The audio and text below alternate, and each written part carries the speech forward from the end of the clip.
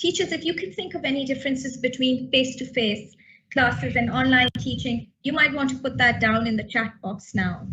So we have another one by Sonia. We cannot ask frequent questions to keep students active during online teaching.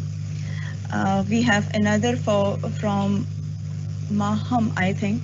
Although children attend classes online, but they are still not attentive. Then we have, okay, they cannot see the slides.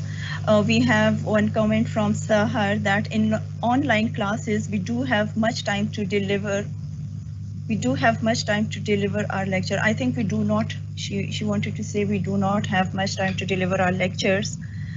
Then we have from Homa, she says that in online classes, it is very difficult to make learning interactive. But when I taught online, I felt it's only teacher who can maximize the level of interaction by engaging students through questions and welcoming their ideas and opinions.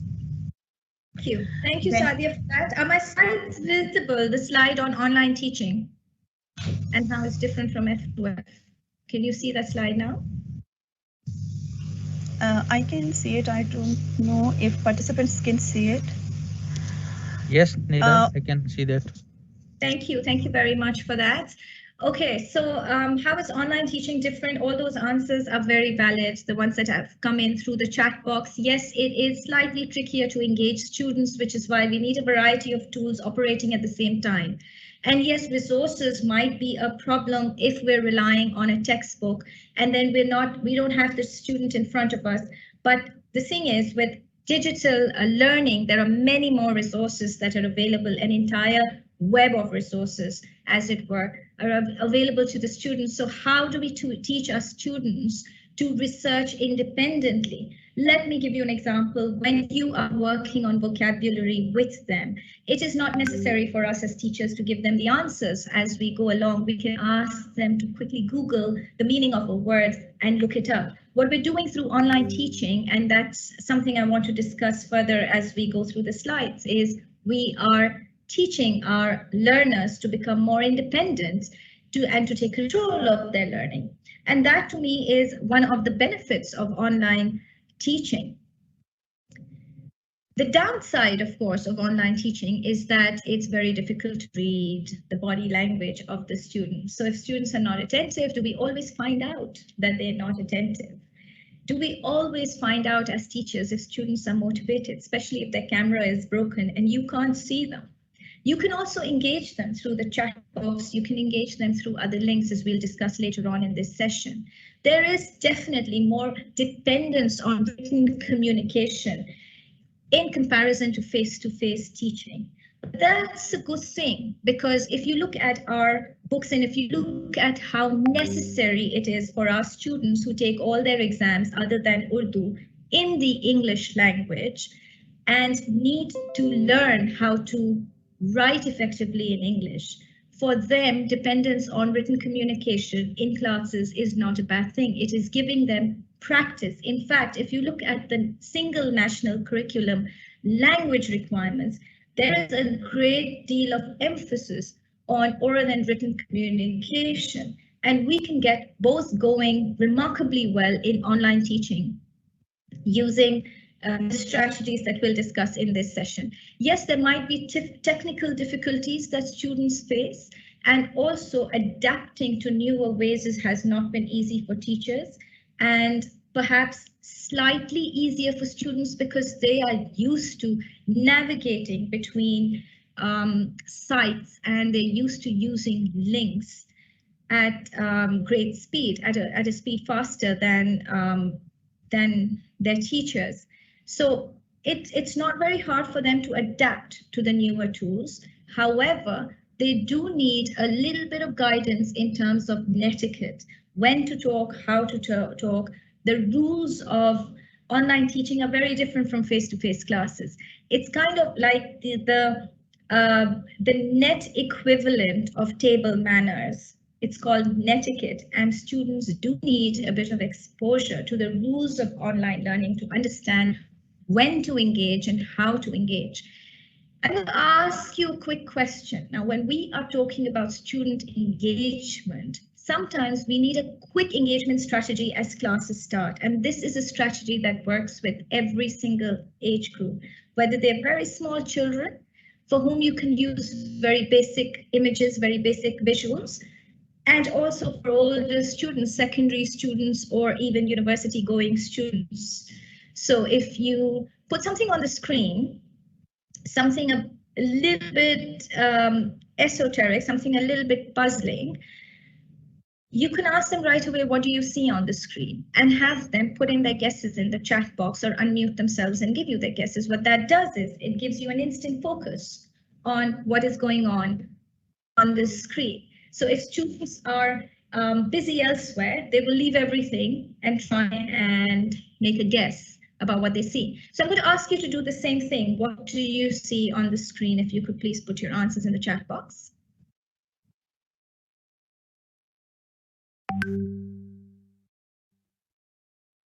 So let's take about 15 seconds to do that. This is going to be quick. Now, one of the tricks of online teaching is we've got to keep the momentum going. We've got to keep it fast or students lose interest.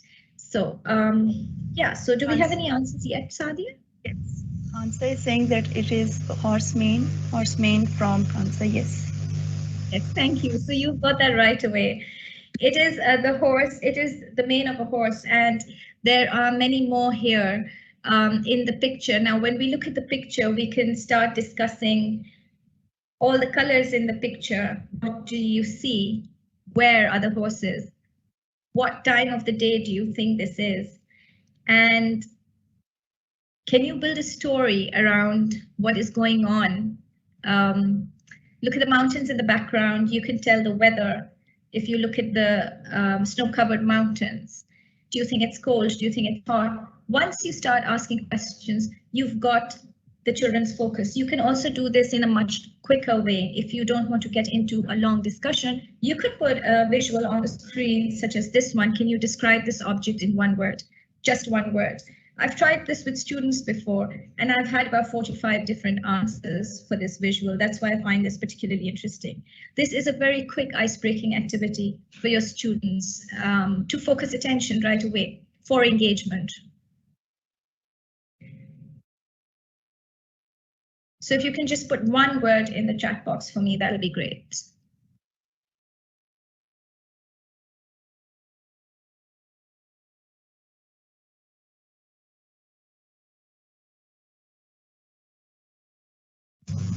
The words I'm getting is like black and green, horse, classes, a horse, self-reliance, phone's eye, makeshift lamp. I'm still getting. Okay, then we have technology, bulb, and luminous, the lighting device, light robot, courage, electricity. And thank you. I'm going to move on from here, but the point is that if you have 50 different students in the class, you will get 50 different answers. Everyone sees a picture differently, and everyone's answer is as valid as the other person's because of a difference in perspective. But again, visuals can make very quick icebreakers. What's in a question? Why are questions important? Because in online teaching, we try to minimize talk time and give the reins to the students to take control of their learning. The questions that you ask can make a significant difference in your students' ability to produce ideas. Are your questions clear? Are your questions to the point? And are your questions short? Because if we ask them long and complicated questions, students don't always want to focus attention on the question itself. And if they get muddled up about what you're actually asking, they might not engage at all. So instead of asking, for example, just to give you an example, what do you think this character is feeling? They might not be able to put themselves in the shoes of a character. But if you ask them, imagine yourself in this character's place, they might be in a better position to talk about how they would feel in place of that character. And so the next step after the ice-breaking activity and engaging students, the next step in online teaching might be to help students build a connection with their learning through real-life experiences or through putting themselves in the place of that character or that event that you are discussing. And this is something that works with every subject, not necessarily English. And now I want to ask you, my favorite bit is to ask students critical thinking questions. Critical thinking questions have a special value in that they don't have any right or wrong answer. They encourage students to provide their perspective, and students feel very valued because what they're thinking and how they're thinking is important as a contribution in their online setting. So I'm going to ask you to put a few examples of critical thinking questions, any question that comes to mind. As a starting point, you might want to think about how a critical thinking question starts and what distinguishes a critical thinking question from other kinds of questions. Usually, it's an open-ended question. It would start with a why or a how to give you a hint. And some examples in the chat box would be great. And of course, I also want to tell you as we go along, you're free to ask questions in the chat box as well. We have a 15-minute Q&A right at the end.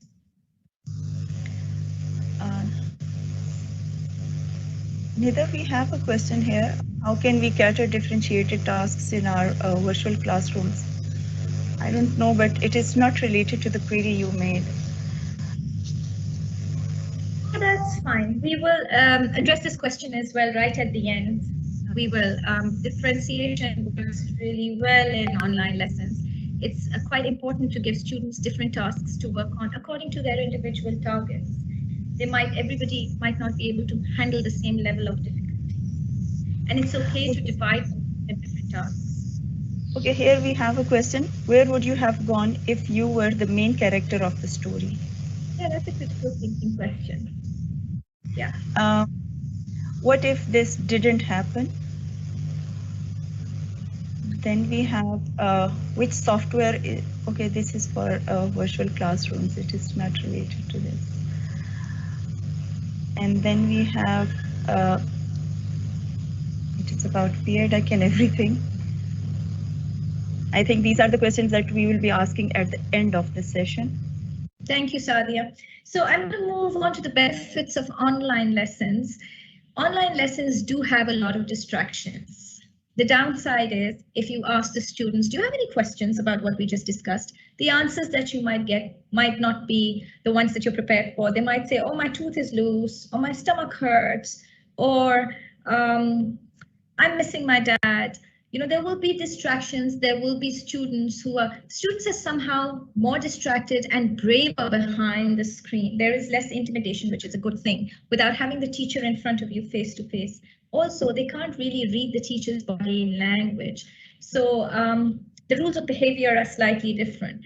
But given those distractions, it's all the more important to keep students engaged. And the benefits are that you can use a variety of resources from the internet. You do not have to rely on one poster or one textbook. Yes, the textbook is extremely important, but textbook tasks, which are shown on the screen, are far more engaging than, as we will discuss later on in the slides, than the students having the textbook on their lap and not being able to see it visually in front of them. They take charge of their own learning in online classrooms as long as you show them how. So once you've shown them how to find the answers to a question using a video on the internet or using a research tool on the internet, they're in a better place to take control of their own learning. It also encourages creativity and problem solving and reflection. And how do we do that? By helping students collaborate with each other in breakout rooms.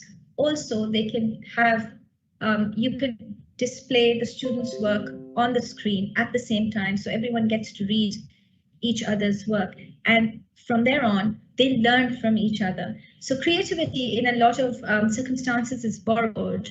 When students don't really know how to think creatively, they can get ideas from their peers if they have access to what their peers are writing and saying. And so there's a lot of peer support in classes for that reason. Now, what is your role as an online tutor, and how can you improve your effectiveness your engagement and your motivation and your students' motivation. So the more effective you are as an online tutor, the more engaged your students will be and the more motivated they will be.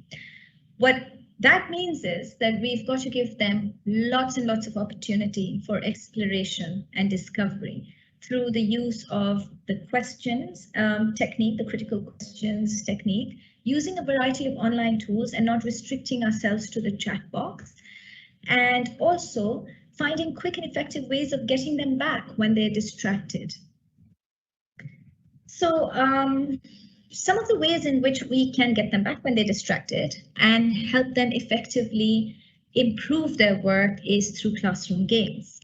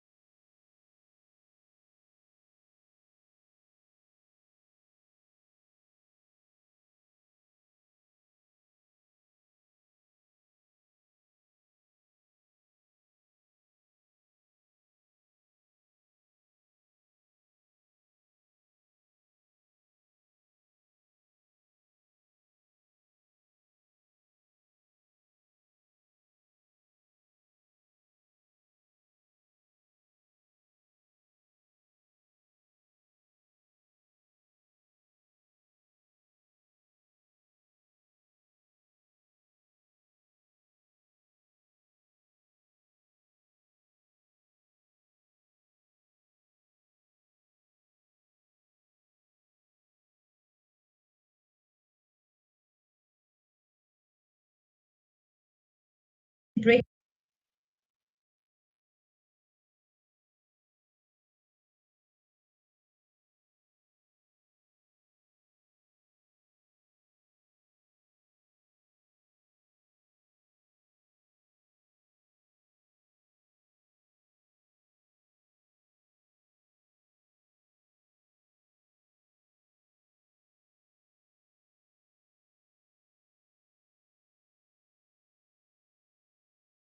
games.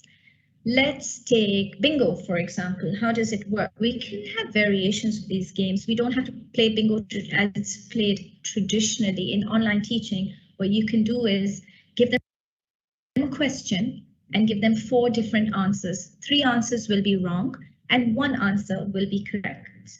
The student who catches the correct answer and says bingo in time before the others gets a point. And so you can make this game competitive as well. The students enjoy it quite a lot and then learn the correct answers along the way. This is especially useful in subjects where there are right and wrong answers, such as history, dates, or geographical facts.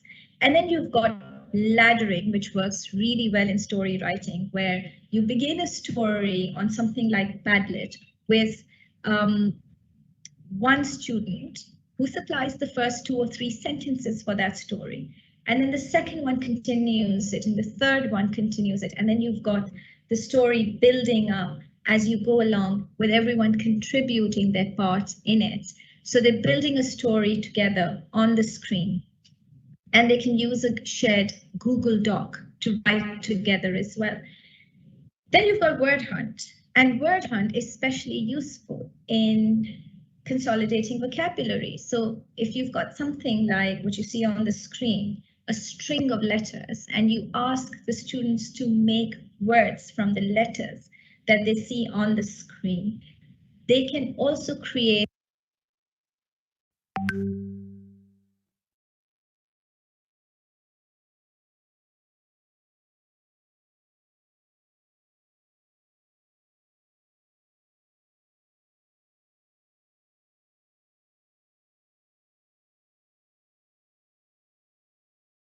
strange and silly long sentences with the words that they've come up with.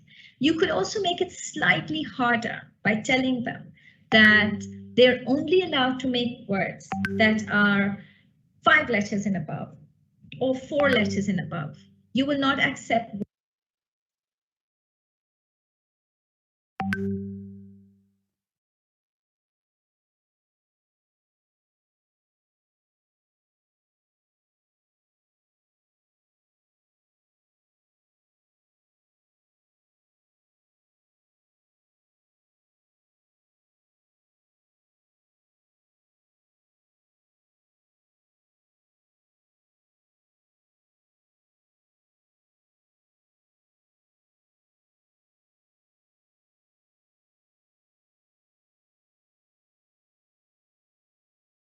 above. You will not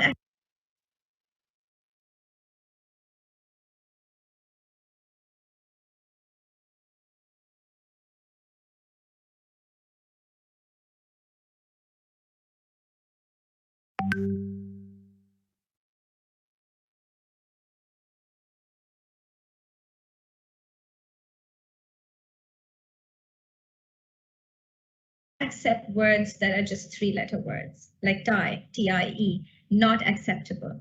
So you can make this game slightly harder.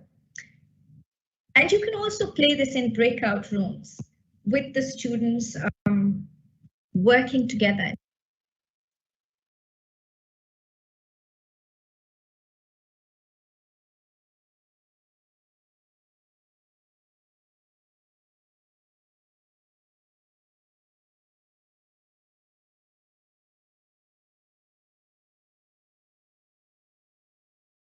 And helping each other out. Letters can only be used once unless they appear more than once on the screen.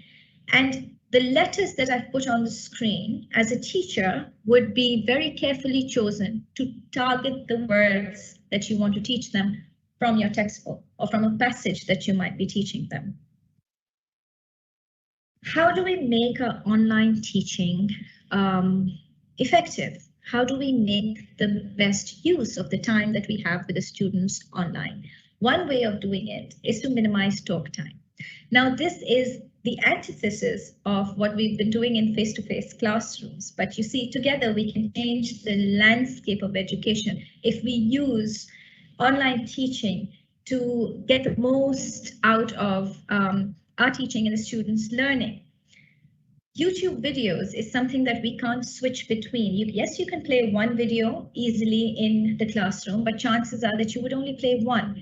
In online teaching, you can switch between videos very comfortably and very, very fast to demonstrate and clarify concepts. Those of you who are mathematics teachers and have used videos to teach formulas would understand that when children look at something and they hear at the same time, there is greater retention in that.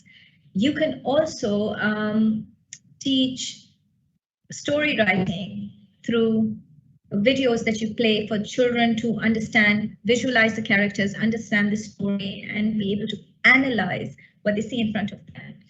And then when we engage and motivate students, what does that really mean? One way of doing it is to use the question formulation technique.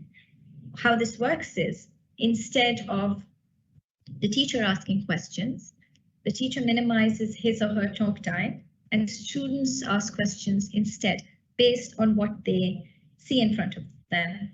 And then we have the KWHL technique that we'll discuss in a minute.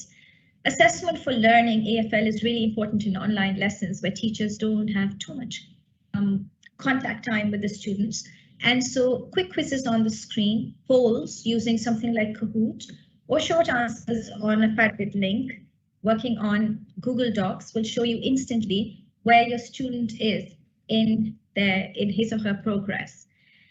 Visual prompts work brilliantly in an inquiry-based approach to learning, where brainstorming is important, especially important in learning English, and exploration and discovery in just about any subject. It works in just about any subject. How do we use the 5 W's to teach facts and figures effectively, or even analytical skills? How do we use a connection with learning to help students better understand what they're reading? And how do we use interactive tools? Well, one way of doing it, one very powerful visual prompt, is the use of videos. And when we use videos in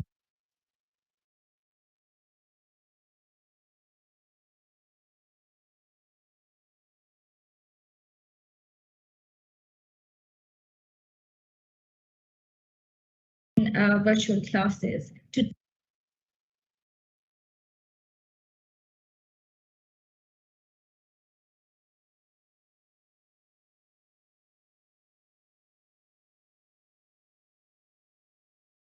demonstrate, let's say, a science experiment. You might not be able to be in a science lab physically with the children, but you can do a demonstration using a video. That's one way of using visual prompts successfully in online teaching. Or we can frame a story based on what they see. So you can show them a movie clip, but keep the video off. So they watch it, they watch with concentration, and then they try and decipher what is going on and whether they can understand how the story is progressing without listening to the course of events. Then they guess the story and they write it down. And this is a very powerful tool to teach creative writing to your students. Their cues and their prompts are coming from the facial expressions and the body language and the events that they see on the screen as the story progresses, but they do not get to hear the story itself. You could also show a landscape like the kind that we saw earlier on in the slide as a visual prompt for a descriptive essay, and encourage students to use the 5 senses. What do they see? What do they hear? What can they smell in that environment? What can they touch? What can they feel? And use those 5 senses to build a descriptive paragraph.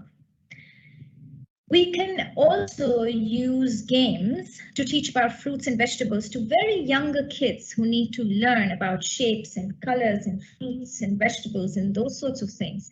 You can play a game called Say the Wrong Name. So you can hold up a fruit in front of them, in front of the screen, and they're supposed to say the wrong name of the fruit. The person who says the right name loses and is out, and then you play it with the rest of them. What this does is it forces the children to identify what they see on the screen, but we've got to play this really carefully because at the end we've also got to establish what the name of the fruit is and write it down as well. Play, pause, play is really interesting when you show videos. Play, pause, play would be playing a video, pause it, ask the students, what do you think will happen next? I think someone suggested that earlier in the chat box. What happens next is another game you can play to teach discussion, encourage speaking skills, and then help students write it down. So they're guessing the story, they're writing it down. Then you've got to play it again, let them hear, and then pause it again and let them write what will happen next. You could also show a video clip such as a documentary about earthquakes and ask them to summarize the key facts in the video. And this works really well when you want them to grasp the key information right away. You could also use videos as instructional aids to teach formulas in maths, or you could give them a real-life virtual experience by arranging a virtual trip to, let's say, a zoo or a history museum or an aquarium. And there are many such virtual trips now being planned for schools all over the world. You can also have lots and lots of music works beautifully for younger kids.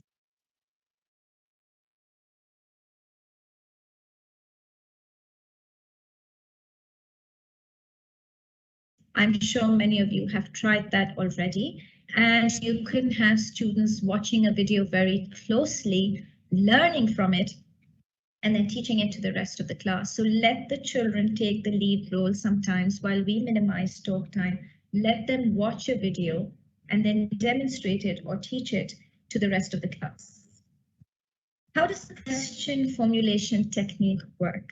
We design a question focus first. What information are we looking for? Now, let's just say our subject is earthquakes. We want to enable the children to think about what they actually want to ask in that. They might want to know what an earthquake is, how earthquakes occur, how earthquakes are measured.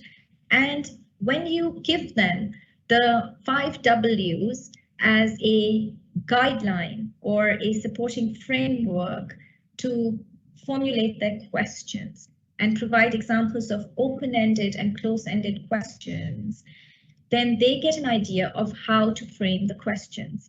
Once they've learned to do that, they will understand which questions are important and which of them are not. The ones that lead us to the key findings of a text are important questions. And then students get to exchange those questions with their peers, tell each other their questions, and then answer the other person's questions.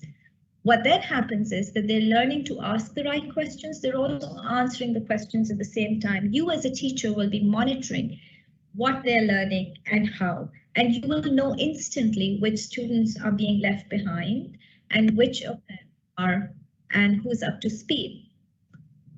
Let's try out some online tools for assessment, for monitoring learning. If we read the extract below, it's from our book, World Watch Geography, and we can very quickly in the chat box write down some questions based on this question formulation technique, just to try it out. It doesn't take longer than 2 minutes. We are going to frame some questions based on this little passage from World Watch Geography. So what do we want to know about earthquakes? What is the key information here that you want to encourage your students to look for? Based on that, can you make 2 or 3 questions that are relevant to the passage that you see in front of you on the screen? So we'll wait about, Sadia will wait about 2 minutes for answers to come in for that. Okay, Neda.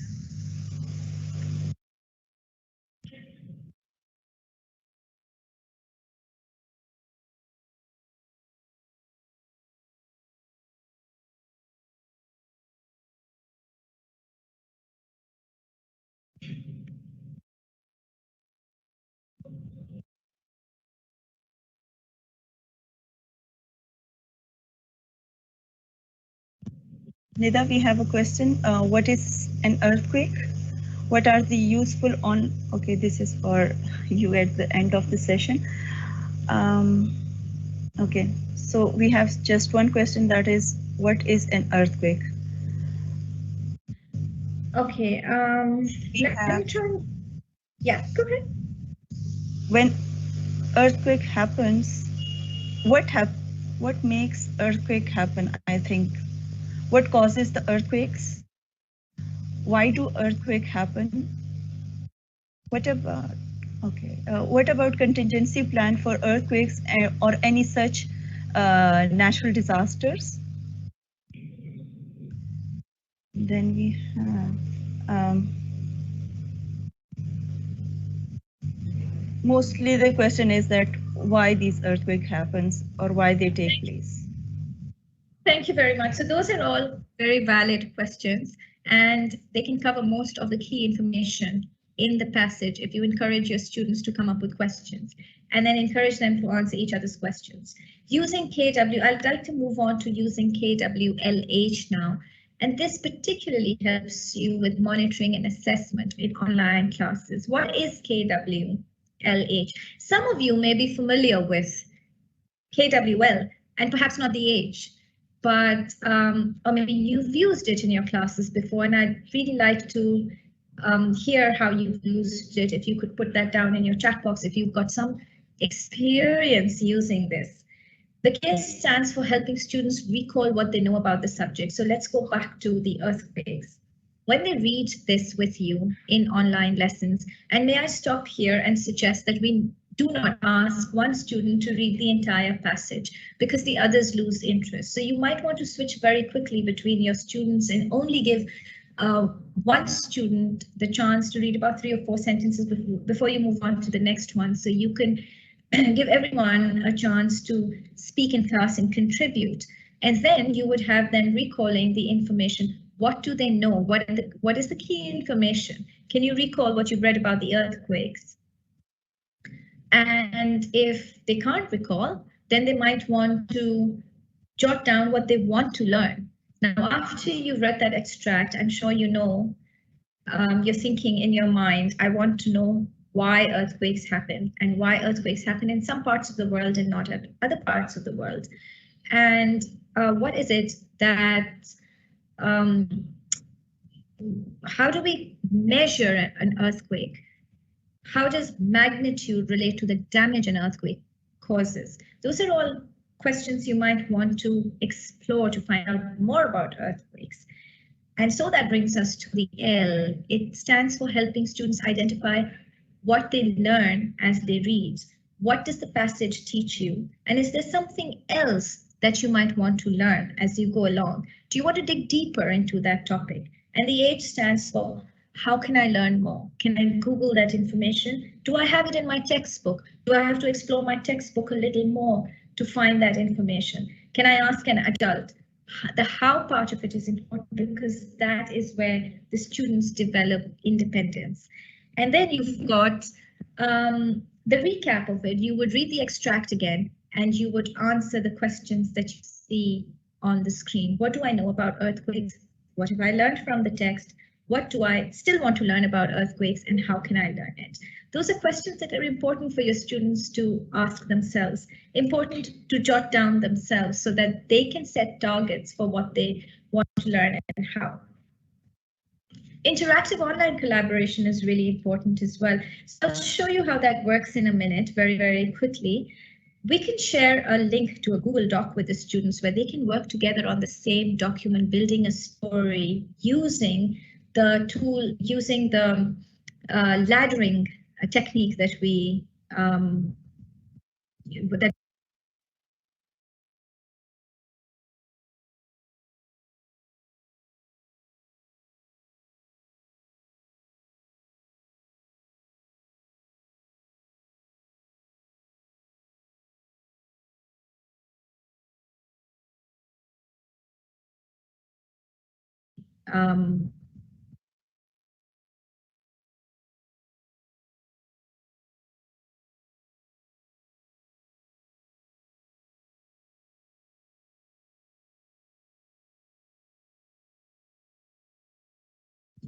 that I suggested earlier.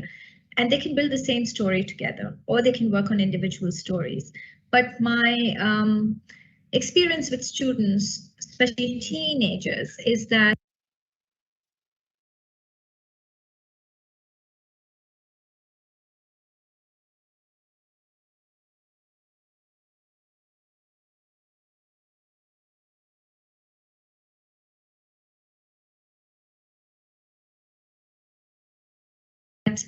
they sometimes are not motivated. Not everyone is a writer, and they're not motivated to produce an entire composition. Some of them will sit in front of their work and say, I don't know what to write.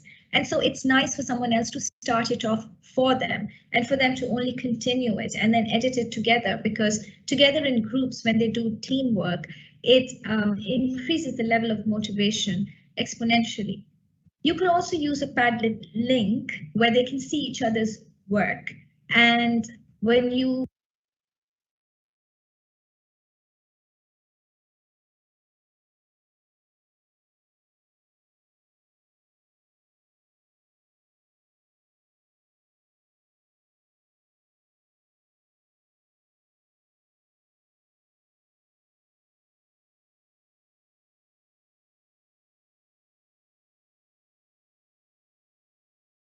put it up on the screen for them to see, then they learn from each other. So I'm going to ask Sadia to put this Padlet link in the chat box. And I'm going to skip the share. Anosi, if that's okay with you, I am not going to share the Padlet link, but I would like to share the ideas board in the next slides. In the interest of time, I think I will just have Sadia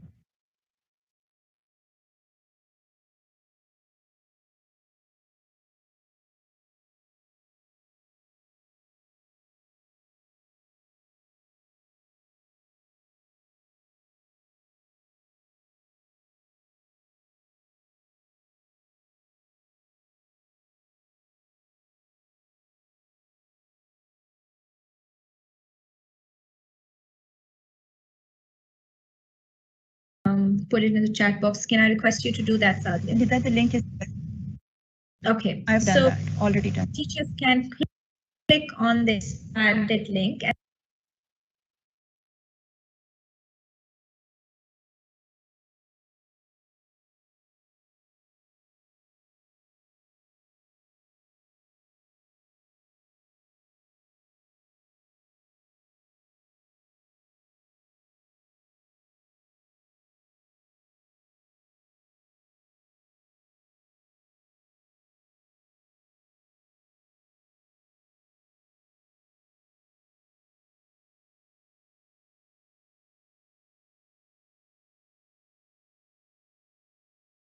and see how it works. You can see the students' work right there on one screen in front of you. It is really important to monitor them as we go along in online lessons, especially.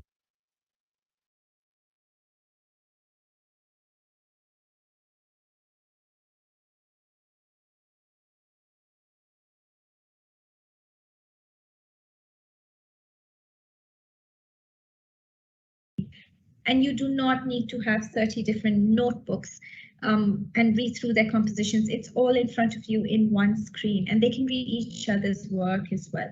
That way, you will know which students are being left behind, the ones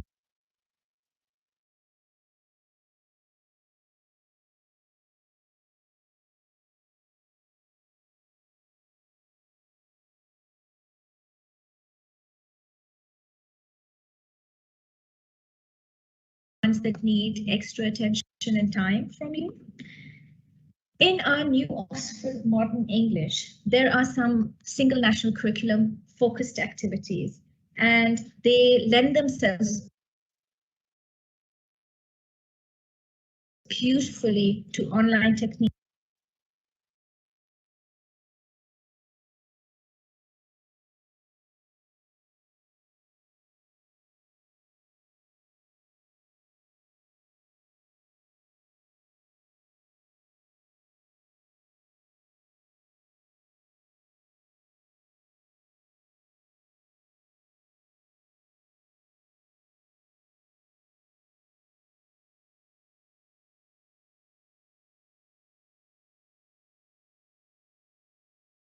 As well. Now, there is special emphasis on listening, speaking, reading, and writing.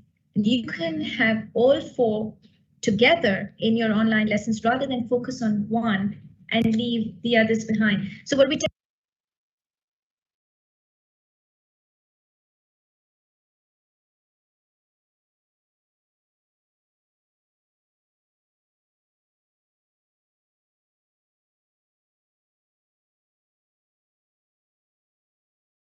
to do is, if we have composition writing classes, then as teachers, we tend to focus just on the writing and not on reading, listening, and speaking.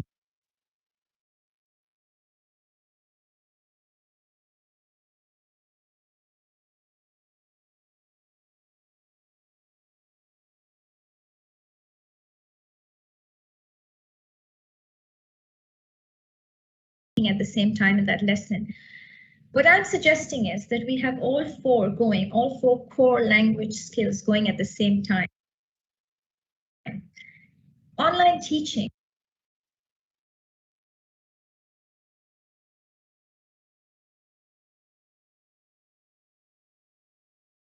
really requires a variety. So 15 minutes for one task, 15 for another, 15 for a third. So if you've got a 45-minute class, you can have about 3 or 4 tasks in that time frame. That really is what variety is, the essence of online teaching. That really is what engages the students and makes you more effective as a teacher. So I'm going to try this fastest fingers first activity. It is to help you with teaching parts of speech. This is a passage from our book, New Oxford Modern English, which has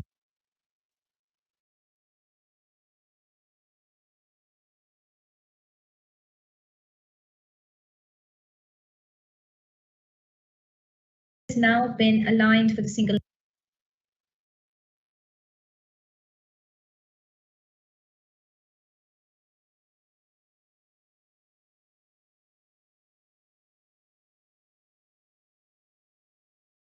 national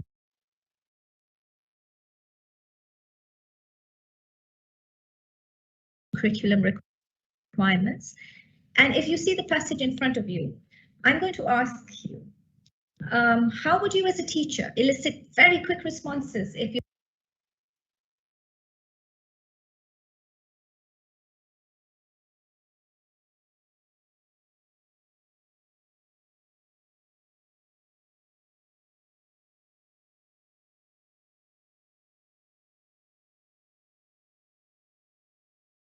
teaching parts of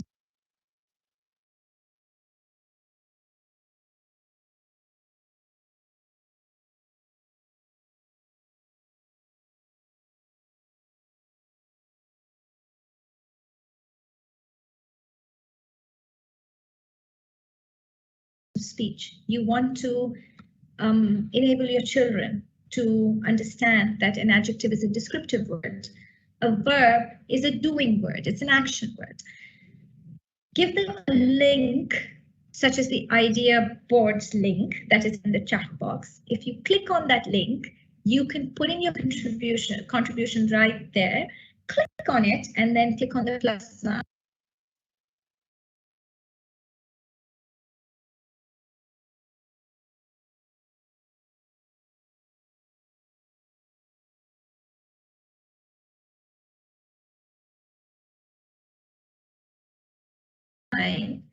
And put in the adjectives that you see in the passage and put in the verbs. And we're going to do this just over 1 minute, just to see how successful we are in using this fastest fingers first activity.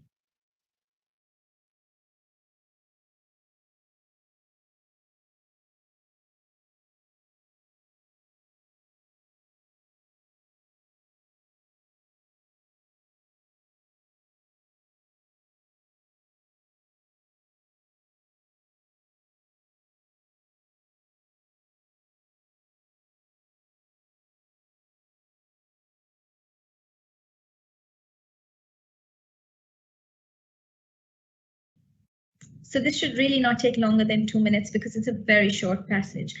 And my target here, my learning outcome is parts of speech.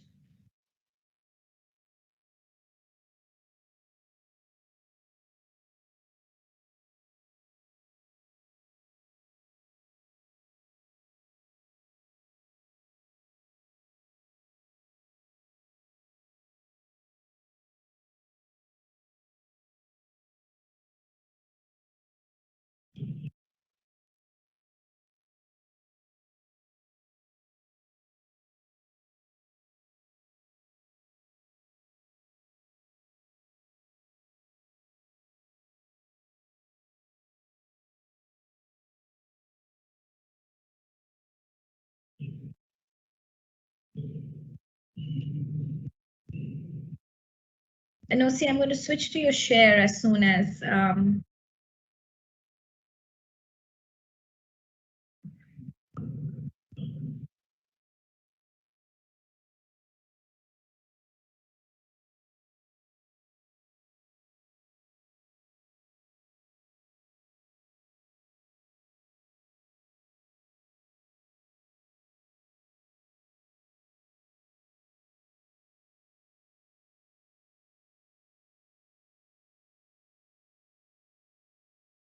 or can you put do you think it'll work if you could put a snapshot of it in the chat box?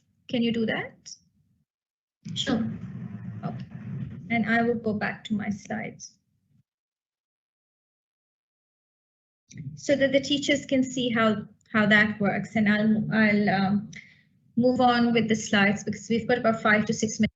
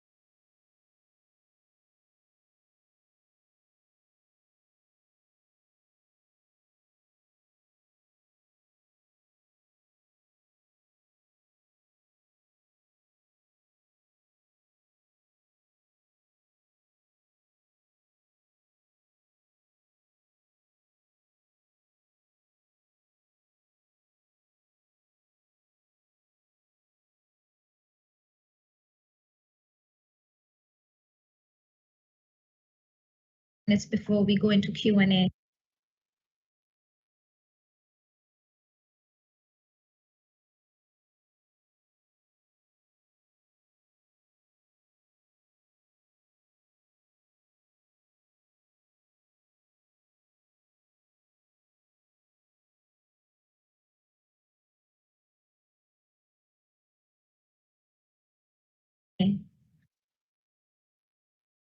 Okay, teachers, as you're working on that link, the next slide that I want to discuss is from the new Oxford Modern English Book 4.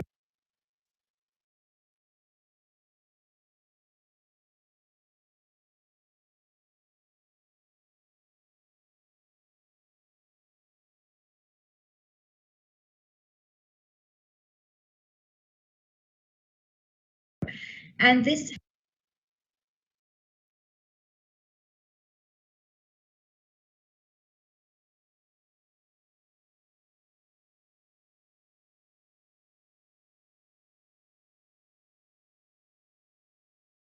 helps students contextualize vocabulary. There are many different ways in which we can help our students learn vocabulary in online lessons. We can play vocabulary games, such as the one that we discussed.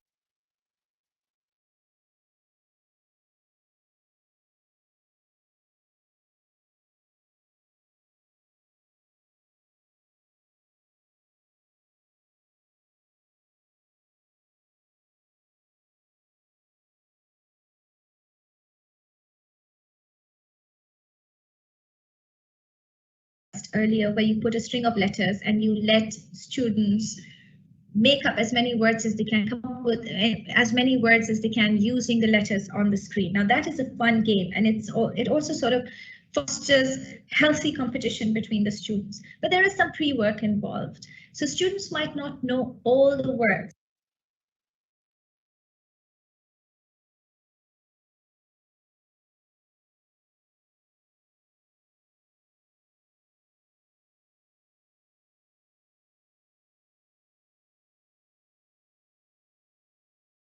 That you see in the words to know box, and you might want to familiarize them with the words. How can you do that? You can do that very quickly through actions. You've got the cameras on, you can ask them to use action.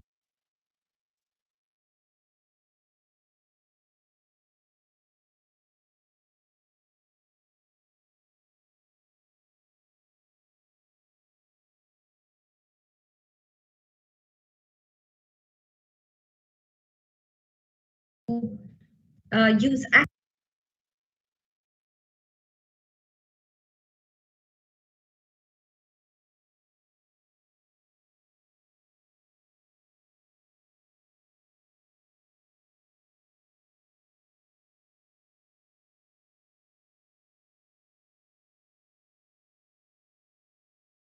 action to demonstrate words, such as flutter. What is a flutter? Who flutters or what flutters? Can you flutter your eyelashes? Does a bird flutter its wings? Does a butterfly flutter its wings? What is that movement like? You can play a video to demonstrate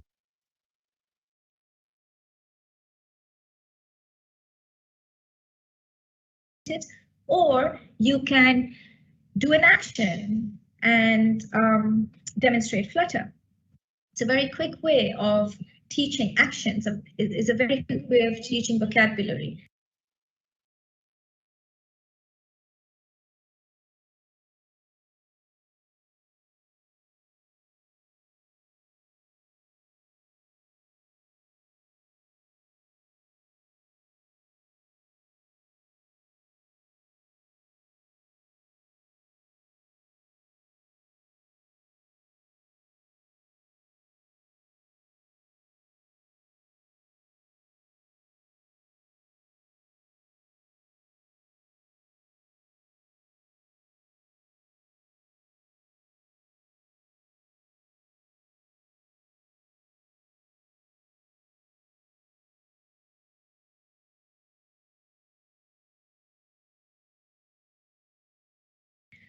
You could also help them. You can use videos to help them with pronunciation, or you can model the pronunciation for them and have them say it out loud. If everyone gets a chance, they stay engaged and they learn pronunciation really, really quickly.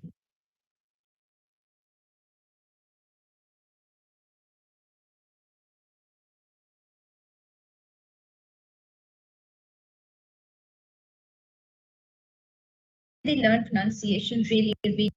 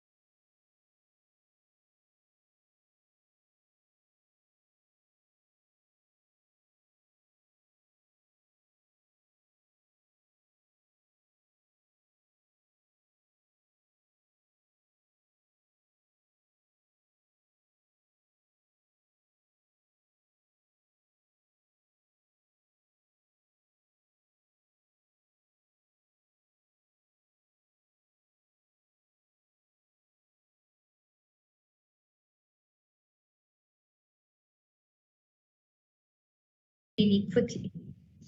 Finally, you can look up the words to know. So you know there are some difficult words and you want the students to know those words. You could encourage them to look it up.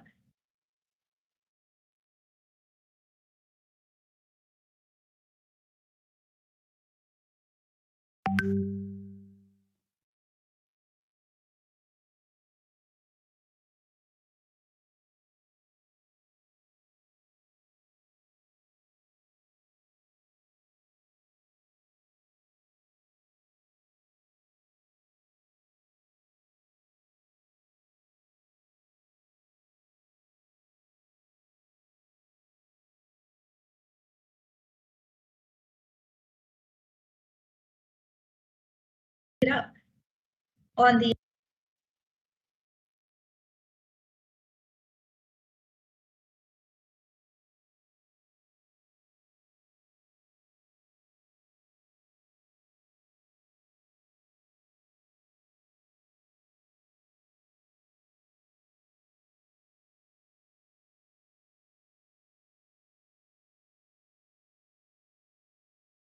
internet. You can also use a think, pair, share activity that you will find in New Oxford Modern English in our Primer A book for very young kids. This is where we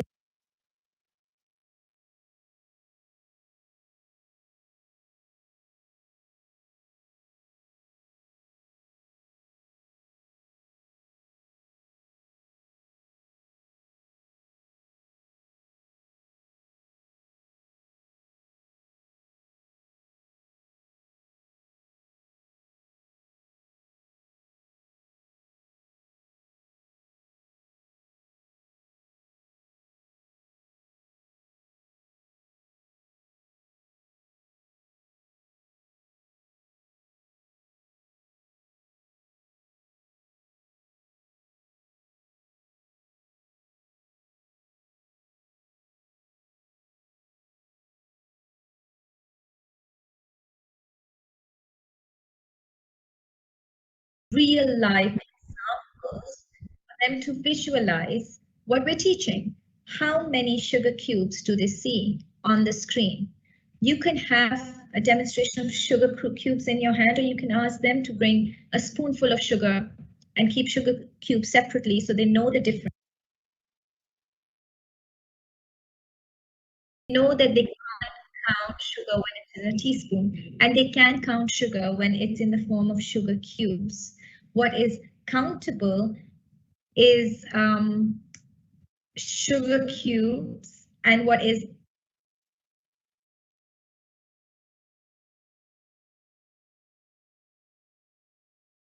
sugar, you can actually count the sugar on it. Neither can you count the grains of rice. You can count 5 or 6 grains if they're on a teaspoon, but you can't count the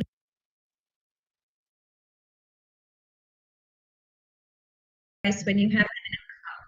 And so you can extend that discussion to think pair to pair up with someone else and think all those things that you can't count, such as hair or sand or rice or sugar. And then once you've had that discussion, they can share what they've learned. When you can count something, you can say 1 cube of sugar or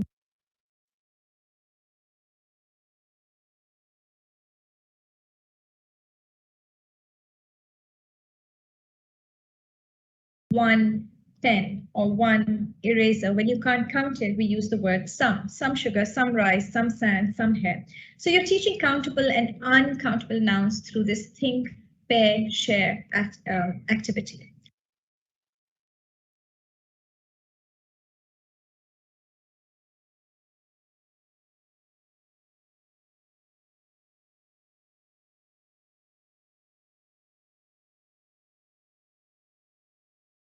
Once they've collaborated with each other, they've discussed it, they've had a chance to share their answers with the rest of the class. Then they go to the task in the book where they write down a piece of paper, a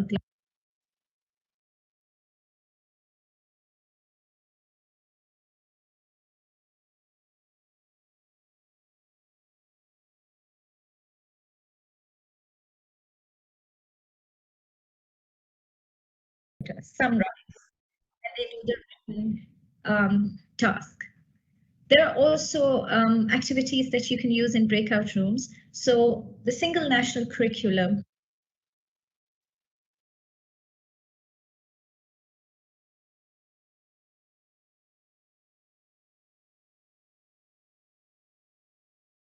on health, safety, and hygiene as a topic. And we've got here, we've got hygiene is important, and you've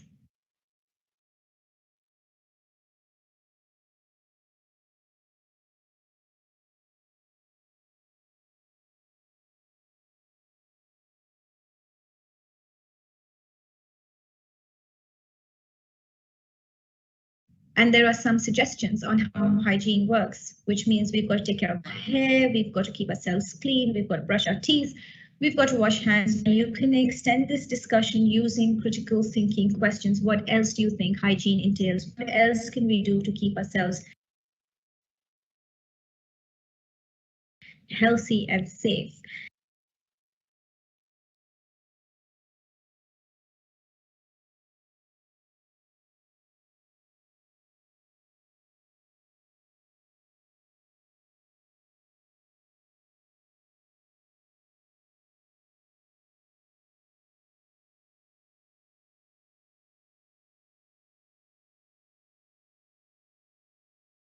Facilitate that discussion in breakout rooms, brainstorm as much as you can, explore different ways of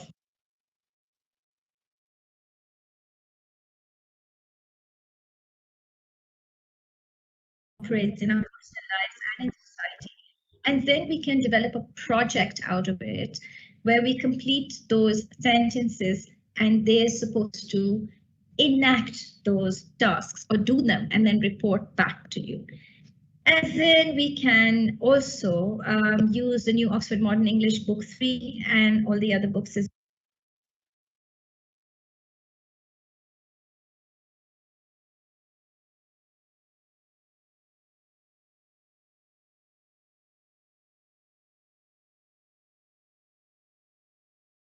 this is just an example of creative writing. How do we encourage creative writing? We tap into what the students already know. So we tap into that prior knowledge, such as when we're talking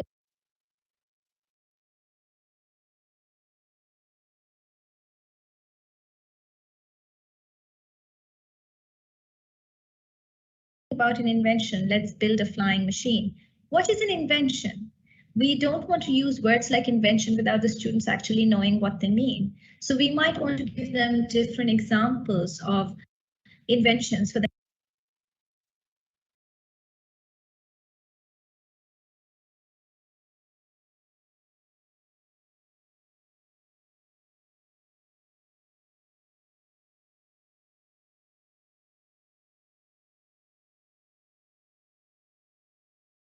Them to understand. So we're tapping into the prior knowledge of inventions, what was not present in the world before, and then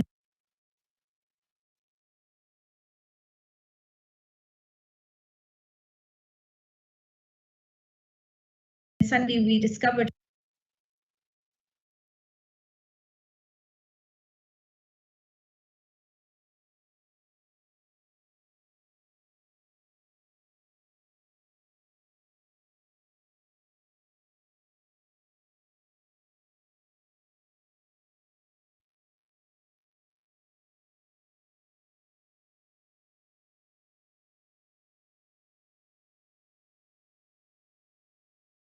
it, or suddenly we made it and you use it now. Mobile phone is one of them. And so you can ask them to ask their parents before they come back to your next lesson, ask their parents what was invented in and then share their ideas on something that has been invented, share their ideas on something that they would like to invent, and then discuss that with the rest of the class. Maybe they can write 5 to 7 sentences on it. So what you're doing is you're stimulating the creative thinking processes. You're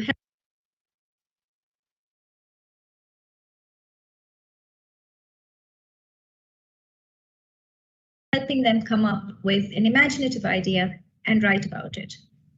We can also have back to critical thinking skills.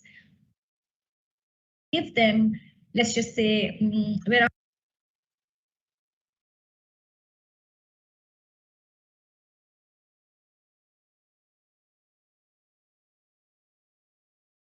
asking them to think critically and produce writing instructions. So for example, when we talk about pets, how do we take care of our pets?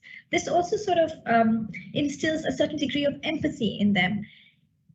Compassion. How do we take care of our pets? Is it important to be gentle to the pet? What can we do to keep a pet safe? And what can we do to keep a pet happy and entertained? Talk about whether you have a pet at home and how you take care of your pet. Then you've got some suggestions here. What do you do when there is a crisis situation and your pet has scratched you or bit you? We clean the area with soap and water, apply medicine on it, cover it with Band-Aid. It still hurts. If it still hurts, you go to the doctor. What else can you do if your pet scratches you?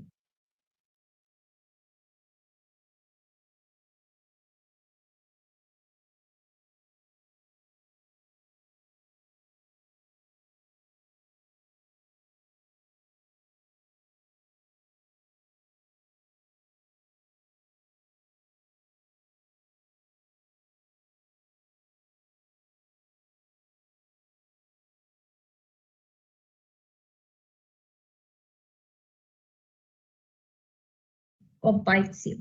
Now you're stimulating critical thinking skills, or rather problem solving skills, and there'll be different answers that will come your way. Through that, you're encouraging speaking skills, and then you would ask them to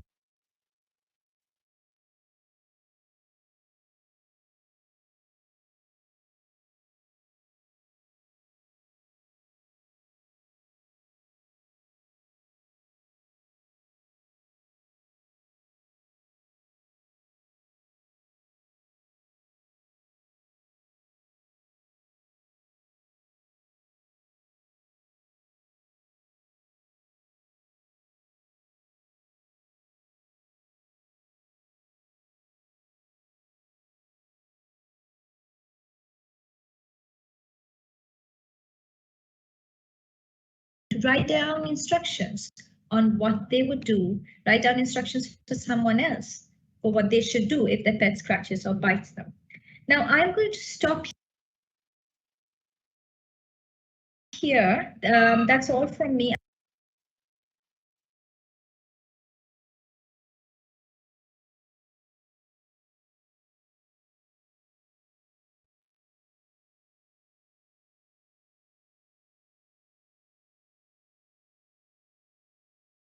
Here for about 8 minutes of Q&A.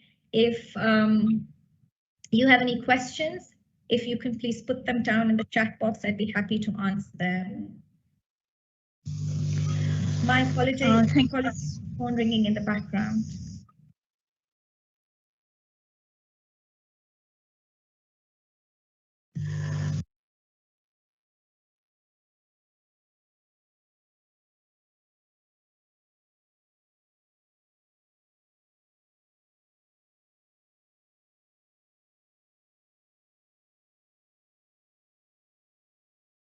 Okay, Nida, thank you so much for the wonderful session. We have many questions here. Let me start with, can you please guide us on how to attain the attention of early students in a virtual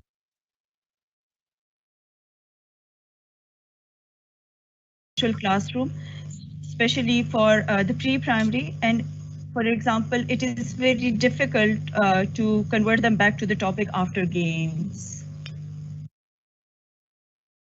Yeah, so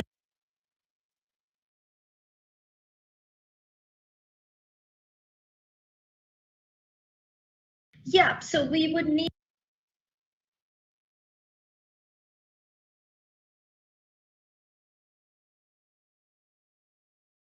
a very quick grabbing attention, ice-breaking, kind of similar to an ice-breaking activity, to focus attention back. If